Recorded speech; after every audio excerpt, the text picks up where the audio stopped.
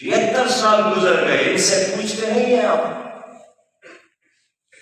कि आप लोगों ने क्यों अल्लाह का निजाम नाफिज नहीं किया, आप लोगों ने क्यों सूदी निजाम मुसल्लत किया, आप लोगों ने क्यों करप्शन का निजाम आम किया, आप लोगों ने क्यों मशरिक़ पाकिस्तान को हमसे जुदा किया, आप लोगों ने क्यों कश्मीर इंडिया के हवाले किया, आप लोगों ने क्यों फलस्तीन का साथ नहीं दिया।